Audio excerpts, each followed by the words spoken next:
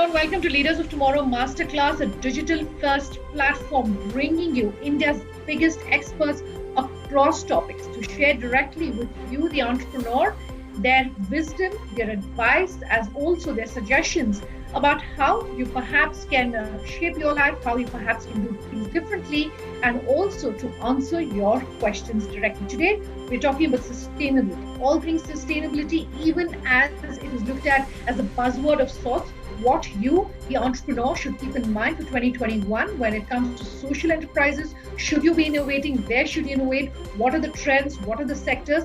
All of that being answered on today's masterclass. I want to introduce our panelists tonight.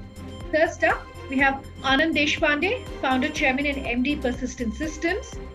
Wilma Rodriguez, founder and CEO, Sahas. Shreyans Bandari, director, Heritage Girls School, and CEO, GreenSoul.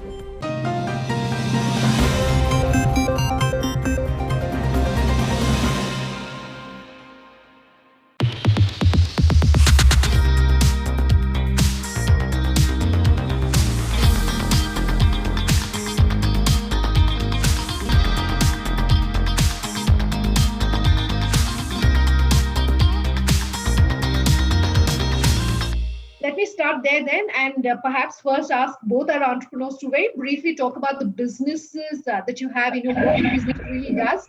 Wilma, can I start with you? Sure. So Sahas Zero Waste is a company, a waste management company that has transitioned from an NGO to a private limited. And today as a private limited, we of course look at waste, but the focus is really on resource recovery. So how do you actually convert waste into resources? And our benchmark is really 96% of all waste, we believe, can be converted into resources, and that's what our benchmark is. As a business model, we look at revenues that come in from sale of waste, but more than that, revenues that come from a service fee. And that's how we make sure that we have a close focus on both environmental and social impact. So these are matrices that we constantly track, because through this business model, we are able to actually have people, the team that we have, we are able to pay minimum wages, we are able to also make sure that there is maximum resource recovery that takes place. Okay, Shreyans, we've had you joining us previously on the Leaders of Tomorrow, but if you can introduce what GreenSoul does for our audience. Sure. So GreenSoul is a footwear and apparel upcycling company. We make slippers out of old shoes and apparel, and bags and other things also. And these are all donated all across India, in across 13 states. So far, we've donated about 3.5-4 lakh slippers all across India in 13 states. Other than this, we're also doing retail of footwear, vegan footwear made of sustainable materials. So these are the two things that we do: recycling as a service, CSR, and also retail for the customer so that they can make a conscious choice of buying the right products. Anand, you're someone who's passionate about the environment, about sustainability, and about giving back, both through your foundation as well as, through Second Orbit, where you mentor and handhold entrepreneurs. If you can very briefly talk about both these organizations and the work that you do, and then we'll take it from there. Thanks, Ananda, for inviting me.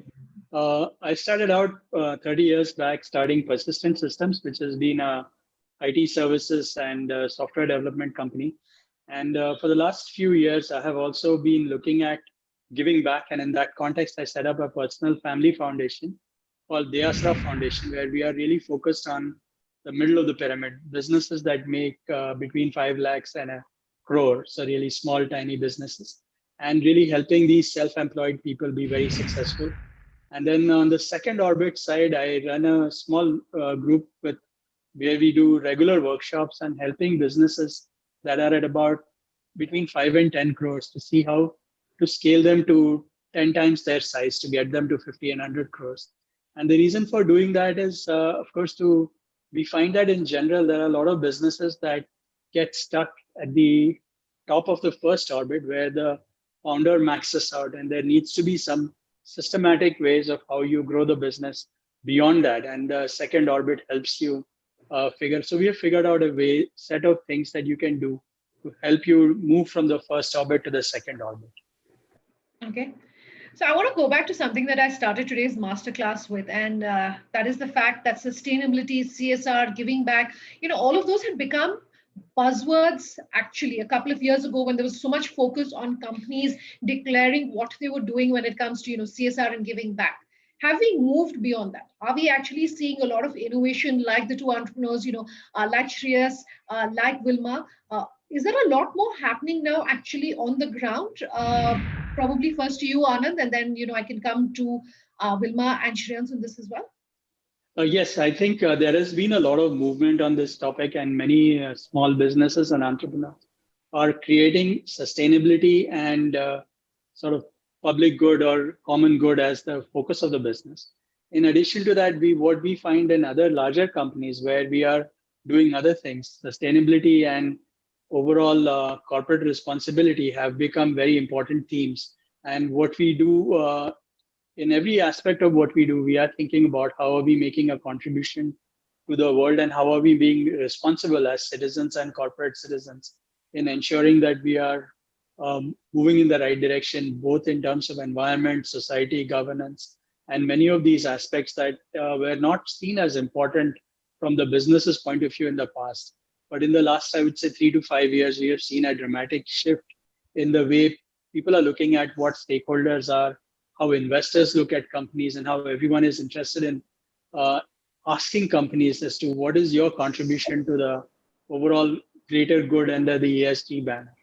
So I see there's a lot of movement in this topic. We are still very early in the game though. Shreyans, would you agree? Still very early in the game when it comes to innovation, particularly when it comes to sustainability, environment, etc. for entrepreneurs? Yes, I do agree, because I think in past few years it was like the profitability and sustainability were different.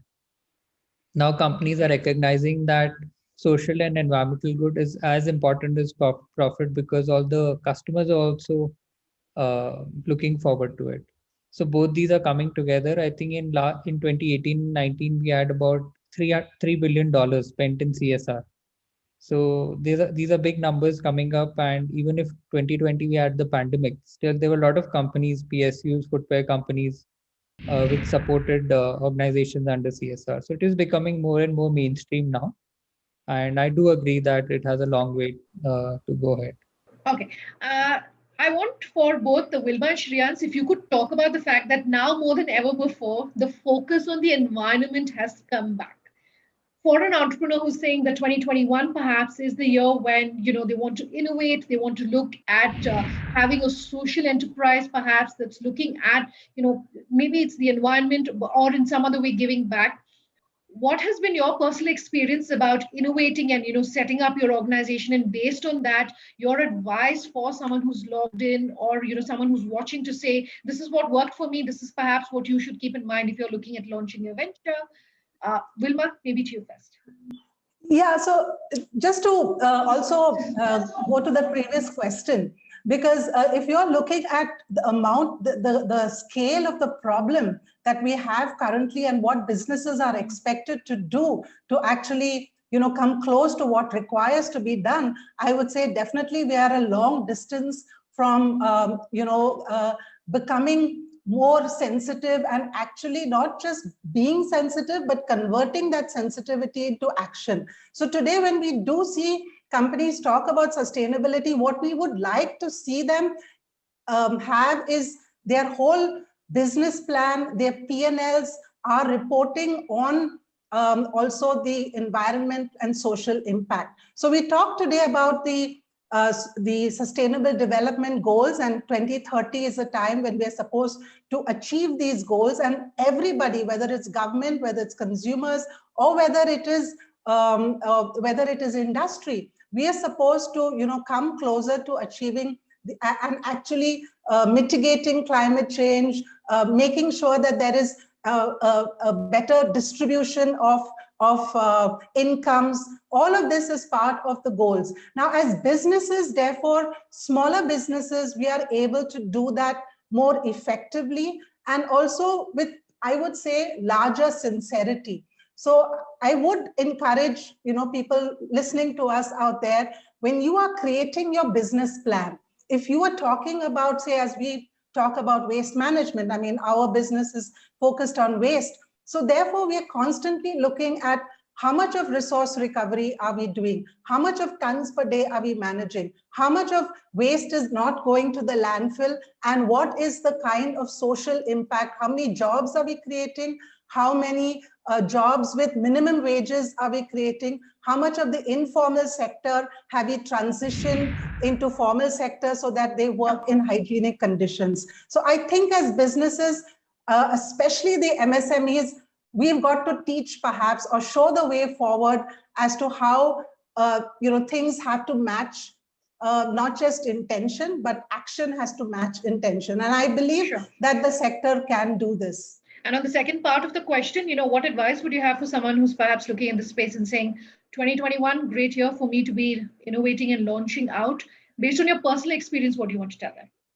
So the 21st century entrepreneur must keep environment and social impact at the heart of what he's doing, because we have too much of issues that we have to deal with. And definitely the environment, I mean, it has to be top priority. So it has to be people and planet at the heart of what we're doing. And as entrepreneurs, I would say best advice is when you're creating your business plan, make sure that you're embedding all the environment and social matrices in your business plan and reporting on it month on month, just as we do top line, bottom line, all the other business related figures that we report in our businesses. We've got our first audience question coming in, but before that, Shriyans, I want to give you the chance to respond as well. Sure. I think definitely 2021 is a great year to start social entrepreneurship. We're also happy to share that we ourselves inspired a few companies, like we do recycling of shoes. So a lot of companies were inspired and started recycling jeans, eyewear, and other things, and doing both social and for profit together. And one advice is don't look for a complete plan when you start. The goal is very important. I think the bigger the problem, the better it is. And just get started on it, because it will happen only eventually that you'll figure out what will be the next step and so on. The vision part is very important, the matrix part, and also I think the more younger people get into this, the better. A lot of people have the misconception that we have to go for only for-profit startups, but a lot of scope in social startups also. Let's slip into a short break on that note. Back in just a moment.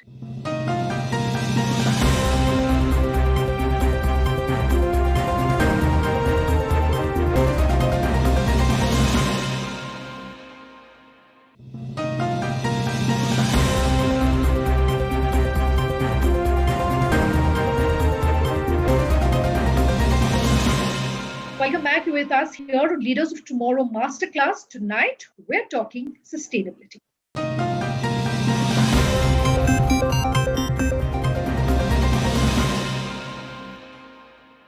Our first question coming to us from Farah Vora. Farah says sustainability is expensive. The headlines may look good, but as a small business, it's expensive. What do I do? Open to all three of you, but Anand, if you want to tackle this one first. Yes, I agree. There is a sustainability premium that it will cost. Clearly, we have to do a few things where it will cost us more to do this. But I think I would like to answer this question into multiple parts. So on the first set, yes, it is for the larger companies especially. It is something that we can afford to do. It's our responsibility, and we must do what it takes. Because if we don't do it, who else will? So it is very important that we pay that extra sustainability premium for our environment and everyone else, and really focus on this. Now, if I'm a really small company and when I'm looking at survival and how do I manage all of these things and really make that work, what I found is that if you embed your purpose of your business and environment in a way so that they can be blended together, then you will see the benefits of working together with your team and everyone else coming together. So there may be small ways, but you will be able to make a difference to the environment while keeping your profit motives going. So it doesn't have to be one or the other, or you do it at the expense of profits, but you do it along with profits. And then finally, there are these companies whose mission is 100% social mission. So again, there you have certain benefits as well. And I think we are moving into a world where the buyers of your services will buy them because they know they are socially conscious, and they are going to buy at premium and basically pay a little bit more for your products, because they are looking for something that is going to feel good for them, that they are making a contribution and an impact to the environment. So yeah, I mean, it's something all of us have to look at, and we have to do this holistically. Vilma, Shreyas, do you want to take this question on as well?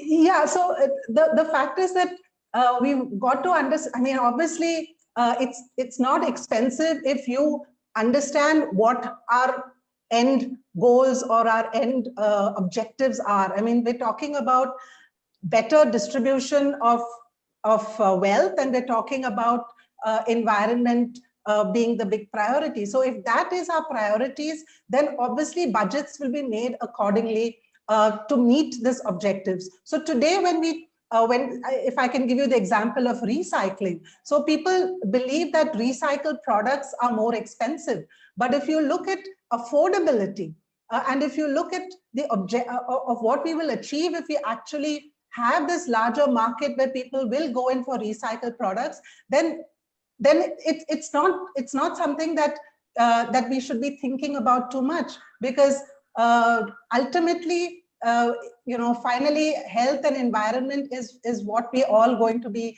requiring. So the affordability factor must be looked at rather than it being more expensive than, say, the cheaper options that you have. I think recycling sustainability does add a cost to the product and the business also. But as I said earlier, the gap is slowly bridging, where people have also started valuing it and are slowly starting to pay a premium for it. So as this happens, we'll have more and more conscious buyers, and companies will also, like, the entire graph will shift. And there was a very good campaign which was started by the European Union earlier, where they used to rate companies for carbon credits. I think that should start again, where companies which are bad on carbon credits it should reflect on the balance sheets. It's a very forward step, but I think in next year, 10 years, it can happen. Okay, our second question coming into us from Minal Nayak of Nayak Associates. She says, as a continuation of the previous question, yes, I agree, it's good to be sustainable, but I'm a small business. I want to be sustainable, but my investors may not necessarily understand because it's going to have an impact on my ROI. Fair point being raised by Minal. Anyone on today's panel wants to take this question on? So I want to quote a study that was done in the US, mainly around large companies, in a whole book that is on this topic called Conscious Capitalism. And the author of this book is a gentleman called Raj Sisodia from Babson University. And he has done this study where he looked at publicly listed companies who have a sustainability and a green mission and how they did as compared to the other companies. And he found that the companies that were very conscious about what they were doing and had a declared mission that they are going to be looking at sustainability and green and all of those things, actually did 7 times better than the other companies that were not explicit about their sustainability mission. And I must say, as part of Persistent as well, we are starting to see investors in the listed company asking us very specifically how our commitment to environment is being articulated and what have we done to make that happen. And so, the fact is that the investors may be more open to it than you think they are, if they know exactly how it's going to go, and your ability to measure and demonstrate that your extra whatever or the profit impact in the short term is because of these green initiatives. You might be quite surprised at the willingness of these investors to take that chance. And I see this in our market already in the way investors are making investment decisions. Okay. I would still say that whilst there is, things like the social stock exchange, while impact investment is, becoming, you see more and more companies come into that, even mainstream VC capital moving into impact. But when it comes to bottom line, when it comes to, say, looking at the valuation of a company vis-a-vis how much has that company done, the growth of that company versus all the other social and environmental matrices, I would say that we still have some distance to go. And I believe that we as entrepreneurs, it's up to us to insist that there is the purpose of our organization and what we are delivering should be recognized by investors. Probably it's still a very niche kind of approach, but I believe we will get there soon. That's all we could manage to pack into this part 1 of the masterclass. Part 2 is coming up, and for any other information on how you can get in touch with us, what we're doing next, etc., all of that is coming up on your screens. Do head on over to our website. All of the information is there. Tonight is a wrap. Thanks for watching. Have a good night. Is it always a question then of profitability versus sustainability? Is it either or? Can it be both? What would you want to tell someone who has this question on their mind? I would strongly say it has to be both. Otherwise, then there's no reason for us to say that we are a social enterprise. It just has to be both. Both these things need to go together, and it is possible. If we have done it, people can improvise and do it even better. Yeah, and now from our point of view, where we are not really 100%, our mission is not completely sustainability. We are really a profit-making company. You have to make choices on where you need to invest and how you invest. And we definitely have been careful about making sure that are we making the commitments for sustainability and the community.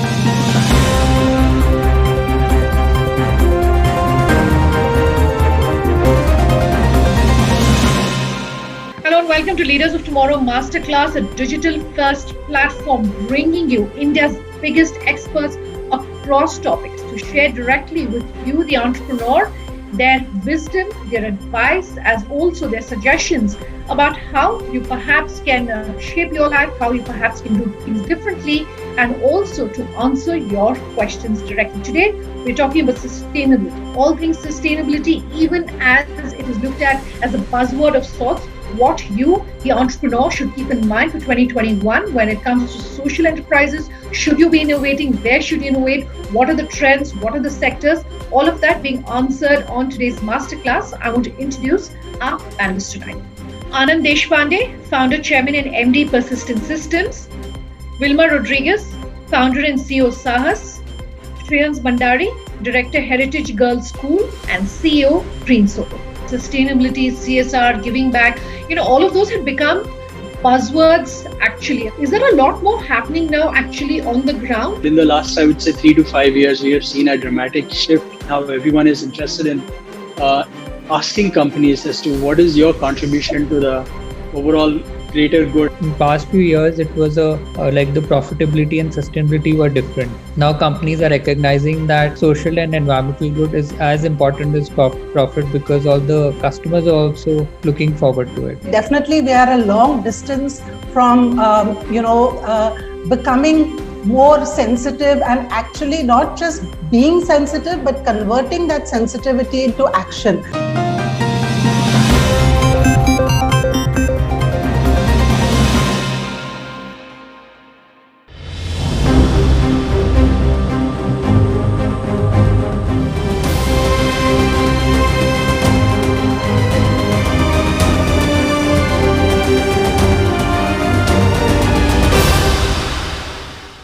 Businesses and companies in the social sector are not perhaps able to offer the kind of, say, exciting roles or the salaries that those in the private sector or so-called for-profit businesses are able to offer.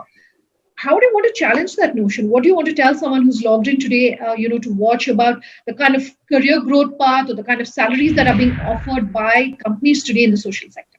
I think companies in the social sector are able to offer quite similar to what you can do in a private sector, at least at the initial roles. And soon we'll have, I think it's a very fulfilling career to be a social entrepreneur. You get to know that on a daily basis, you're doing benefit for the environment, for the society, as well as running a scalable business.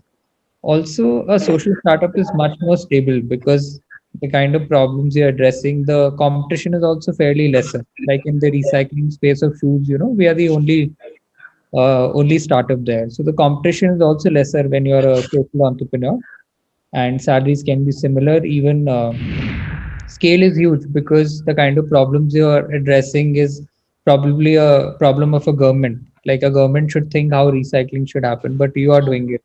So the scope is definitely huge, and so there are a lot of other things. You the kind of effort you put in, it's definitely worth the while. Okay, Wilma, do you want to address that as well? How do you perhaps, if you can give us examples about how you are hiring, young people, the best, the brightest in the business, the kind of salaries perhaps that are being offered, any notions that you want to tackle through this answer? Yeah, so, we have a good mix in the team. We have a lot of young people come out of IITs, IIMs. At the same time, of course, we have managers from various different engineering colleges. Somewhere the kind of academic backgrounds versus the requirement of what we need in the job, there seems to be some kind of mismatch. But when they do come into the organization, there is the realization that perhaps this is what they were meant to do. But on the salary front, we do have there is that we have to recognize it, that in a waste management company, with the kind of business model that we have, we definitely cannot pay salaries like even what not just the IT sector, but also typical engineering companies. So we are really strapped for that. And that is why what we want and what we would look for is a better playing field. For instance, who is our customer? Our customer is the large corporate, the large tech park, the large apartment, and all of them is what we can deliver to them is holistic, sound waste management practices. And this is in line with the solid waste rules, which are 20 years old now in India. So that's what we really need. If we are talking sustainability, if we are talking change, then we need a market that will accept us, and we don't need to go very far. We need the industry as a first step to embrace and give us that kind of market opportunities that we're looking for at the right price. Okay, Anand, the slightly larger question to you: why is it necessary and why is it good, perhaps, for entrepreneurs to be sustainable, to look at sustainability? Why was it important for you, perhaps, to do that at a time when it wasn't making headlines, at the time when the government wasn't mandating it? Why did you decide to do it? See, we are all part of the society, and it's important that we play a role in the society. So all of us look at doing good for everyone, and this is an important part of what you're looking at. So if you look at Persistent, and I'll give you my example within that context, is that we've been in business for 30 years, and we've had a 1% CSR equivalent from pretty much 1995 onwards. So nearly 25 years we've been doing it. Our board has been very aware of this, and at that time, it was not that common to carve out a certain equity for, social good, but we have been giving away profits at a certain price for the last 25, 30 years, even before it became a thing as a law that it is today. And I think a lot of this has to do with all of us thinking about the fact that it's our responsibility to the society and to the community that we live in. And if we don't contribute our bit, how do we expect the world to be better? And I think in the last 5 to 7 years, I see a huge change in the way people are thinking about who their stakeholders are. And its stakeholders are not anymore only shareholders who are looking at profit, but the society is a broad part of the stakeholder equation that we are looking at already. Sure. And this next question is coming to us from Krishna Das of 360 Value Advisors. He says that everyone is convinced about sustainability except for the investors, particularly when you're based outside of the metros. He says he's based in Indore. What would you want to tell him? How do you perhaps then raise funding to run your businesses? Open to three of you. Shreyans, to you first, maybe? It does reduce some kind of investors for you because they really look at quick scaling up. Like if they can put the money, can it really double, triple in a few years? So it does reduce the investors for you, but you can get strategic partners. Like suppose We have a manufacturing partner, so they help us in manufacturing, giving us office space and other things. You can also look for some government funds, like Government of Singapore, Government of Netherlands have quite big funds, about $1 million, which you can win and get for your startup as a funding, which will be a good amount, as good as a angel investor can give to you. So these are the two things that you can look at. Wilma?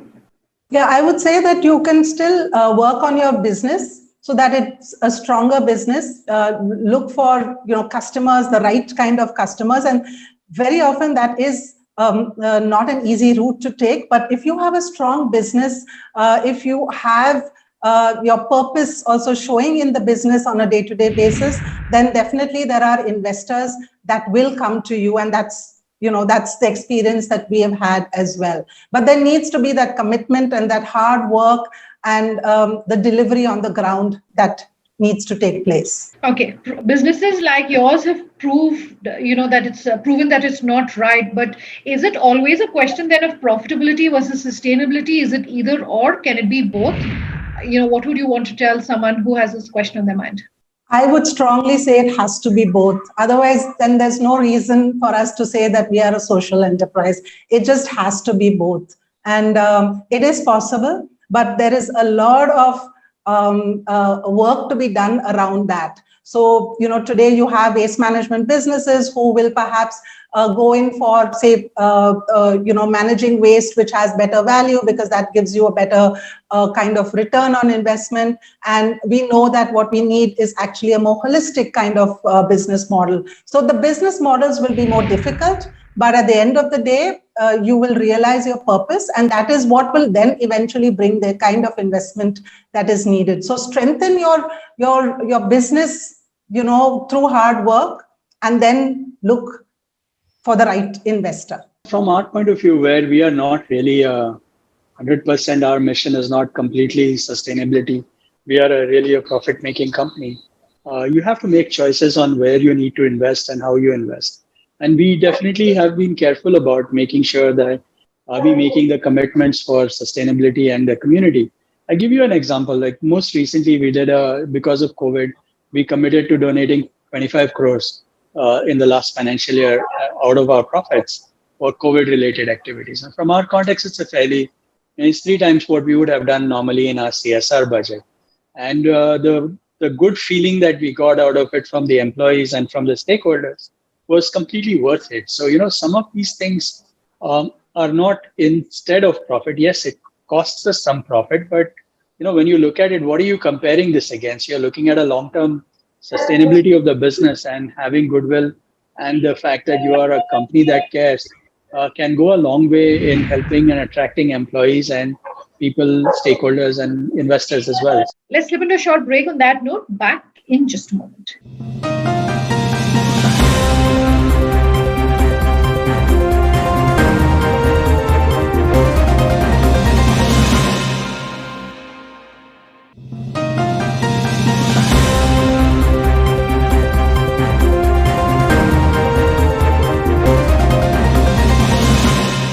Welcome back with us here, Leaders of Tomorrow Masterclass. Tonight, we're talking sustainability.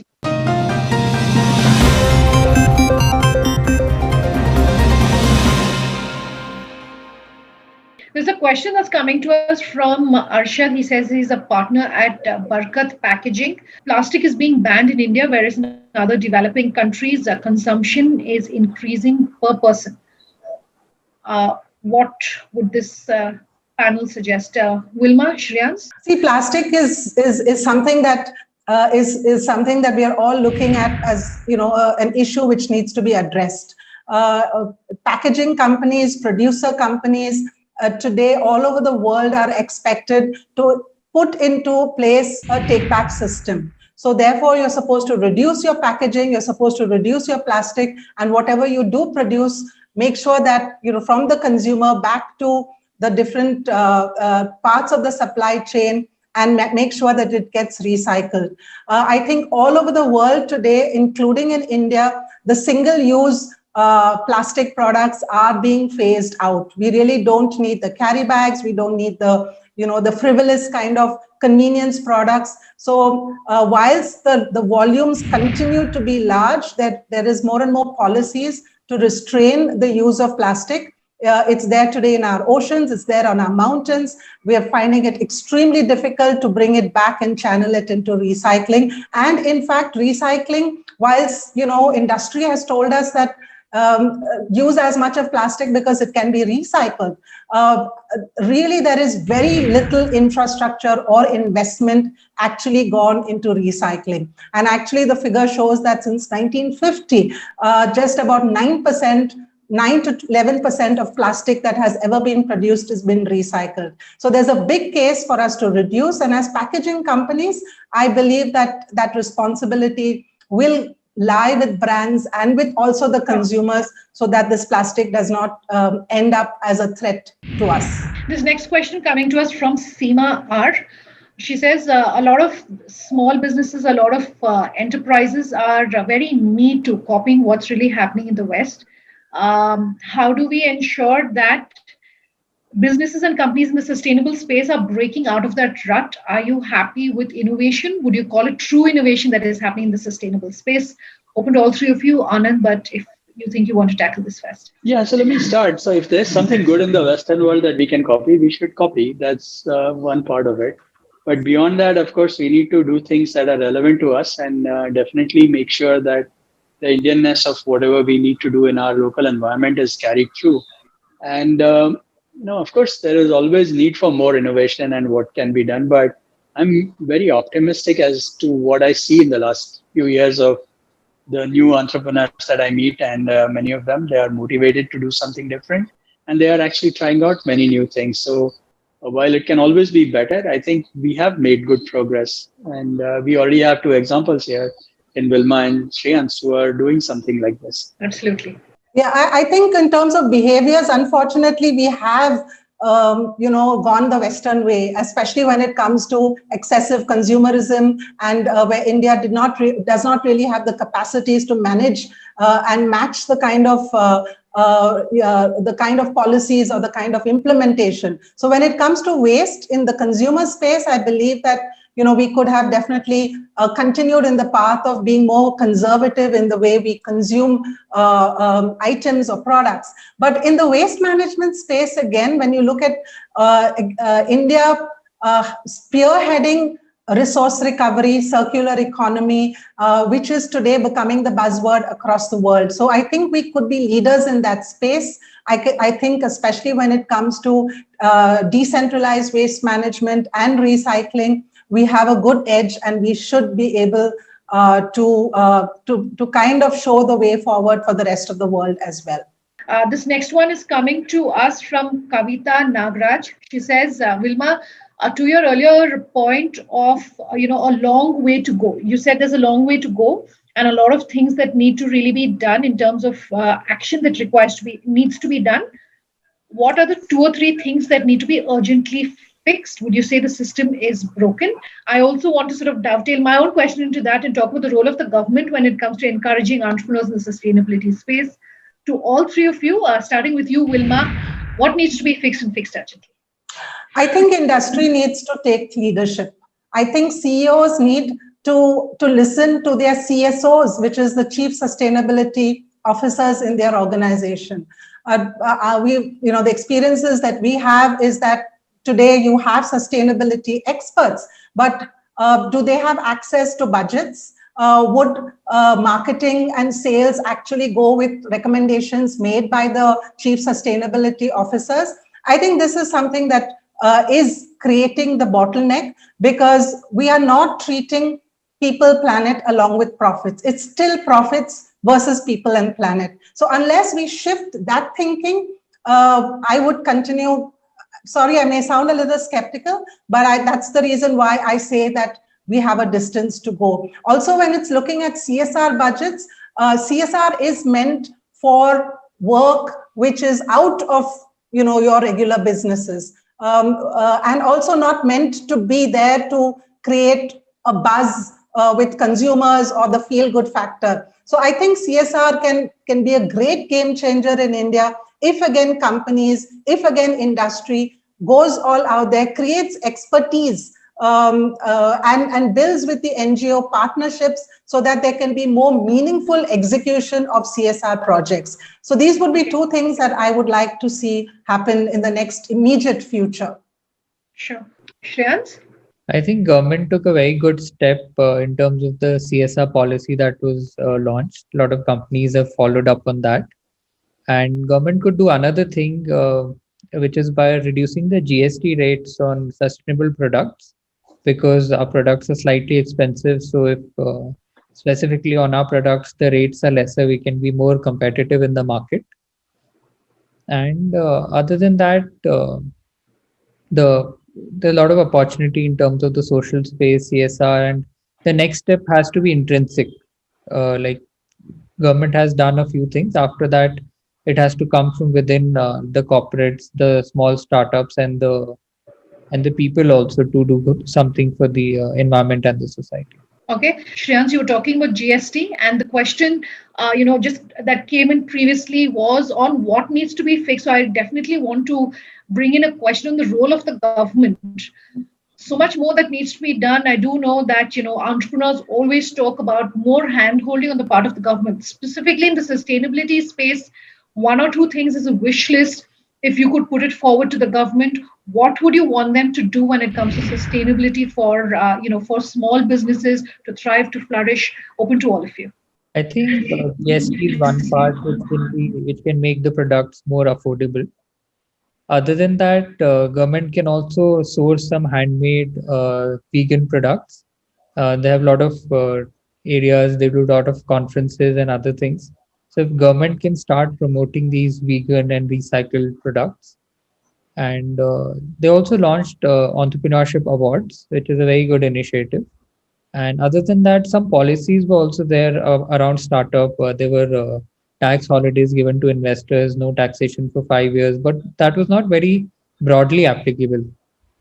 Like we got registered in 2015, so those policies were not applicable to us. So if that can be more broadly applicable, it would be very helpful for all the startups. I could add that what we would like government to do is to implement its own regulations, because that is what will give us better markets, better businesses. And we see that, for instance, in recycling, you talk about closed loop recycling, and so therefore the policies should reflect how industry should be using waste back in its packaging materials. And that again then will bring in so much more healthier business models for all of us. So the key requirement that we would see that I would like to put here is that government should enforce its own regulations, so that then businesses like us, which are closing the loop, which are part of circular economy, can get that trust that is required for the next phase, of sustainable businesses across the world. Okay, we've run completely out of time in today's masterclass, so I want to take closing comments. If there is, one thing that you want to leave our entrepreneurs with, what do you want to leave entrepreneurs with today? What's your wish for 2021? Anand, maybe I could come to you first. Yes, so I think it's important that all of us take sustainability seriously and include sustainability front and center in our purpose, mission, and get everyone in the companies encouraged about thinking about sustainability. So my 1-point summary would be that make sustainability part of your core business rather than being something that's outside it. Shreyans?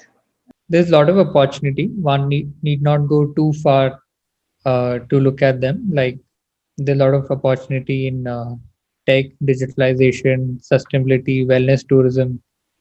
So especially in sustainability, as the consumers are becoming more aware, as the companies are going towards it, more younger people should come into entrepreneurship. It's definitely the best time to join the social and entrepreneurship bandwagon. Yeah, I would say we are talking about the future of the planet and well-being of people. So as social entrepreneurs, the big priority would be to continue doing what you're doing with a big focus on purpose and making sure that we stay true to the purpose for which a company has been established. All right, that's all we could manage to pack into part 2 of this masterclass, but we're going to continue discussing the most topical issues. Anything and everything that matters to you is covered on the show. Tonight is a wrap. Thank you so much for